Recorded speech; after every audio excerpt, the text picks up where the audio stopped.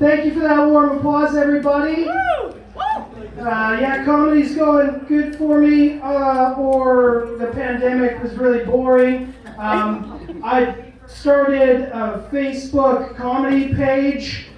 Yeah, it's only taken me about 18 years. But I did it, finally. If you guys want to check that out, it's Joey Berge, stand-up comedy, super creative name, easy to find. Didn't think about the fact that the people who can't heckle me while I'm on stage can get a hold of me on Facebook, though, through the comments. The last show I did, I posted a picture, and a lot of people were like, "Oh, looks like you're having fun." And then one person's like, "You look like Johnny Canuck on ketamine." Who is this guy? The embarrassing part, though, is I actually don't know who Johnny Canuck is, or what ketamine is. But I thought I'd fix that, so I thought I'd start by looking up Johnny Canuck, and the moment I saw an image of him as a Canucks cartoon logo, I was like, holy fuck, I do look like him on ketamine. I didn't have to even look up ketamine, because clearly it is a pharmaceutical drug that you can abuse for recreational reasons. That's a fact. I should probably do something about my image, though, because I recently bumped into a friend, and instead of saying, "Hey, how you been?" he went, "Why is it every time I see you, you look more homeless?" And I didn't have an answer for him, because, to be honest with you guys, this is me trying. I mean, I'm regularly trimming the beard, I shower regularly, I wash my clothing, and yet I still look like if you don't give me change when I ask for it, I'm going to get aggressive. I have no idea what's going on. Boy, this pub's in the middle of nowhere, eh?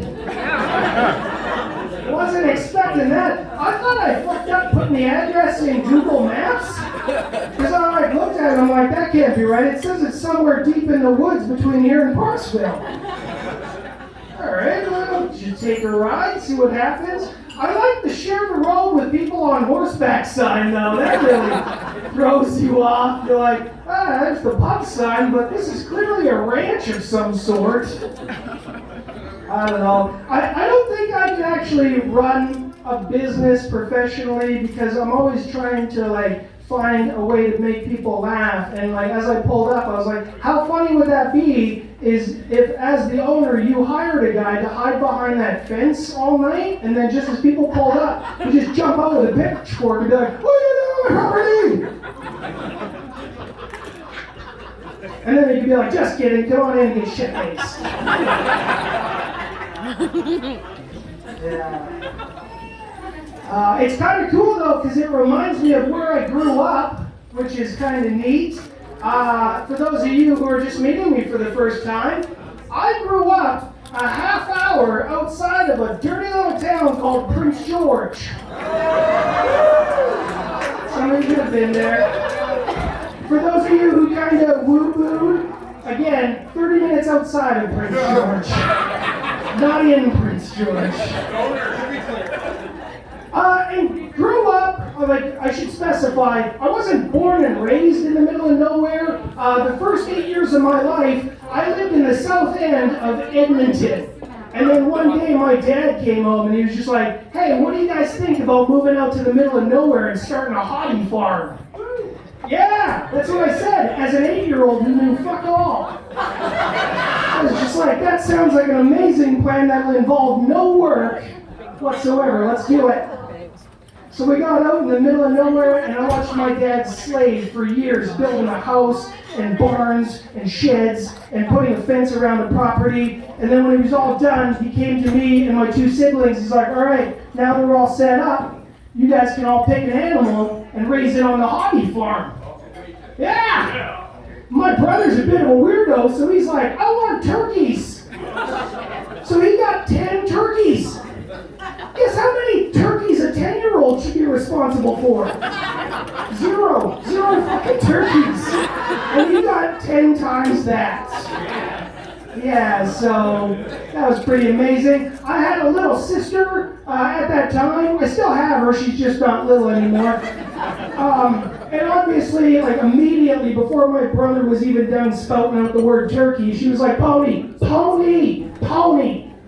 So she got a pony. I didn't realize we were going to have to pick an animal to be responsible for. So I wasn't ready for the question. So I was like, I don't know, I guess we could get a couple of these pony things, see what that's all about. 8 years old, I didn't realize it was the most flamboyant choice I could make. No clue, man. You know, I got this pony, and after school, me and my friends are all planning what to do with our time, and they're like, let's go down to the creek and catch stuff. And I'm like, no, guys, we should go to my house and ride my pony. I have a saddle for her now, it's leather. I even doubled down and named him Chi-Chi. Yeah, just in case there was any, question about the motives of my decision. Chi-Chi, the leather-saddled pony. 8 years old, you don't research animal husbandry at all when you're picking an animal. You just pick one and hope it lives. I wish I had done some research, though. I would have found out ahead of time that ponies kick. Yeah, I didn't know that. I'm getting used to this animal, and my parents are like, well, just comb him and you guys will bond, feed him some sugar cubes. I'm like, that seems totally doable. So I'm petting this thing, and we're getting along, and he's eating sugar cubes, and I'm brushing him, and all of a sudden out of nowhere, ah! What was that about?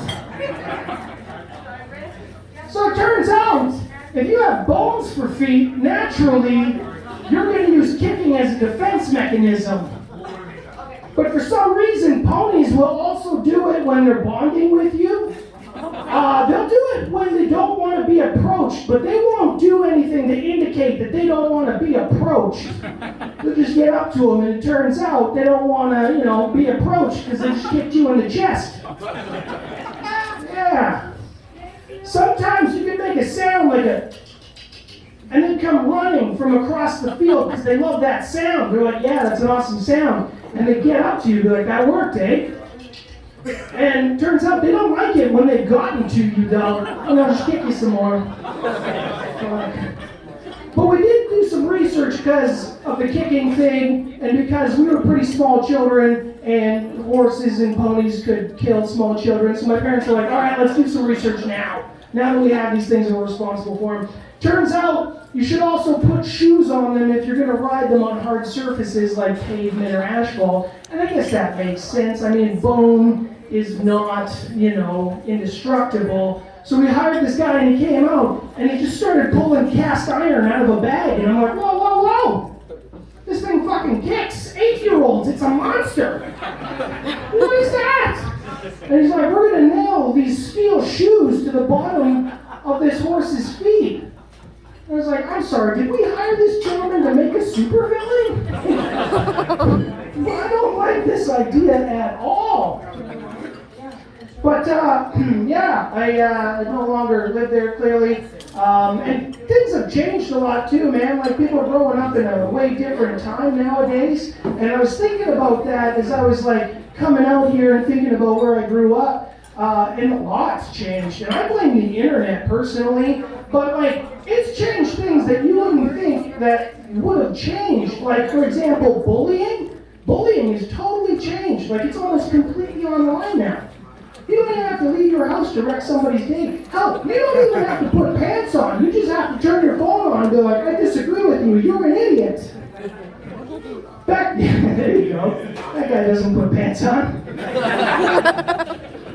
Back in my day, my bully would charge up to me. That's a lot of fun. I don't think kids really get the full effect of bullying anymore because there's something about your bully charging up to you to wreck your day. And mine would always ask really ignorant questions. Like his favorite is he would always come up to me and he'd be like, hey, I got a question for you. And he would smirk like an idiot at his friends because they knew what he was going to ask me. And he'd be like, are you a boy or a girl?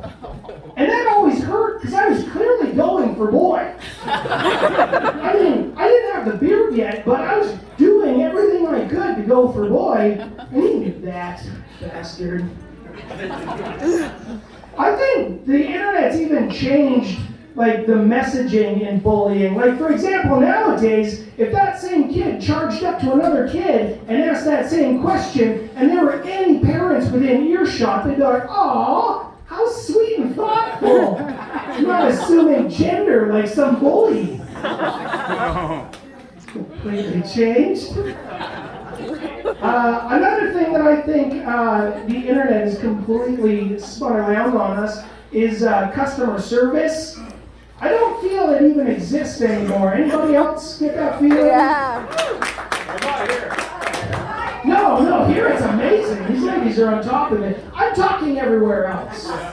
Yeah, like anywhere you can do like online shopping instead of going into a store. That's what I'm kind of talking about. Because like, I remember years ago, you go into a store and there'd always be somebody by the entrance like, "Hi, did you need help?" And as soon as you're like, "Yeah, I do," they're like, "Great, let's go on an adventure. I'm not going to leave your side until we find what it is you need. I have all the answers you want. And then when you're done, I'm going to skip away and help somebody else." Nowadays, you make eye contact with somebody who works in a store and they fucking duck you down an aisle. Dude, I clearly made eye contact. I need help. Now we're playing fucking cat and mouse in the store.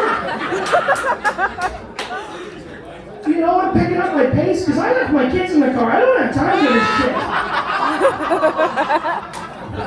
They wanted to stay in the car, you guys. You're a monster. You don't want to have to deal with kids in a retail outlet.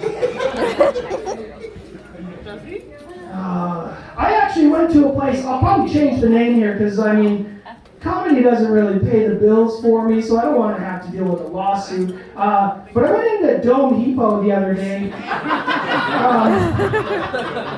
And it was fucked, man, because I was in this aisle, and the thing I needed was like on the top of a shelf. And so I was like, well, that ladder that's at the end of the aisle will get me to the top of the shelf, but I shouldn't do that because I've not been trained. However, there was a young gentleman working like 6 feet. I could reach out and tap him on the shoulder if I wanted to, but I didn't. I just said, "Hey, excuse me, can I get help getting that large item down using that ladder that's all in this aisle?" And he went, "Yeah, for sure. Just let me find somebody who works in this department," and he fucked off. Now, correct me if I'm wrong, and you guys weren't there, but trust me, this is how it all played out. He was just working in this goddamn department before he ran away. So I was like, did he fucking duck me? But he didn't. He came back a couple minutes later, and he had another employee with him, and they came up, and I was like, "Oh, great, these guys are going to be able to get this ladder over here. I'm going to get my thing and get out of here." And he's like, "Hey, so I haven't found a guy who works in this department, but my coworker has a radio, so we should find him pretty quickly now." That's good. That's great. Another time I had an insulation question, so I went to the pro counter. You guys ever been to the pro counter? Yeah. There's a 16-year-old that works at the one in Nanaimo. And I went up to him and I was like, "Hey, I have insulation questions," and that's how I phrased it. And he just went, "Buddy, you asked the wrong guy." Which is on me, because I assumed, since he was standing at the fucking pro counter wearing a Dome Depot vest, that he was probably one of the guys that I could ask. Turns out I fucked that one up.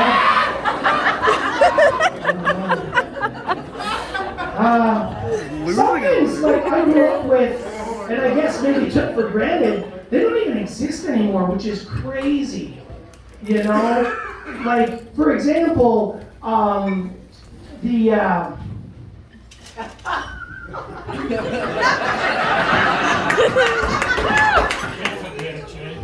It is a bitch. Indeed. And I'm not even of an age where dementia's gonna kick in next. But no, some things don't even exist anymore. Like, I don't know if you guys remember, but I followed very closely when Greyhound was like threatening to pull all of its service from Canada. You guys remember that? They're like bullying the government. They're like, look, we need grants, otherwise we're gonna pull our services from your country. I've been on a Greyhound bus. I'm almost positive their service was one of the reasons they're having financial trouble.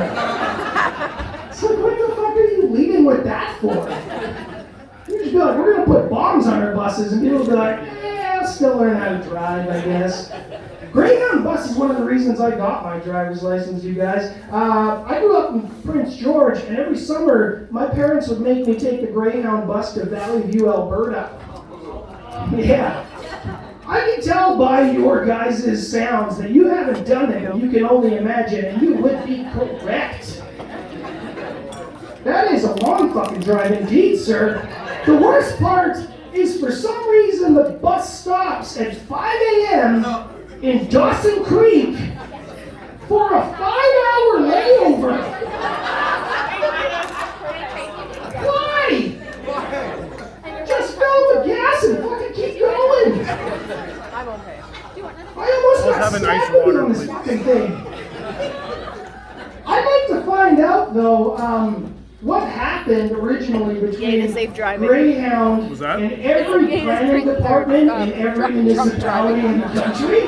Have some water. Because it's amazing that every Greyhound is in an area where it's totally fine to day drink all day in public and then get on the bus, which for some reason can't leave before midnight, and then just share that wealth across the country, guys. It's amazing. Pretty young people in here, a couple of you, some of you will get this. I feel like something went down my sleeve. But is there anyone in here that's too young to understand that at one point in existence, pornography was only available on VHS? Yeah. It used to be, well, yeah, but nobody's watching a magazine. It's pretty wild, man. Like, there was a time where the hardship was having to rewind porn. Yeah. And not only that, I was pretty young and like still living at home when I got into porn, and I kind of wish I had it on a phone because it is super hard to sneak past your parents when it's in VHS form. You know, you're thinking you're being all sly and just walking right, and then all of a sudden one of your parents is like, whoa, whoa, whoa, what's that weird rectangle tucked up under your shirt just above your boner there? So I'd always lie and be like, this is drugs, and then I'd run. Anyway, guys, you've been fantastic. Thank you so much for your time.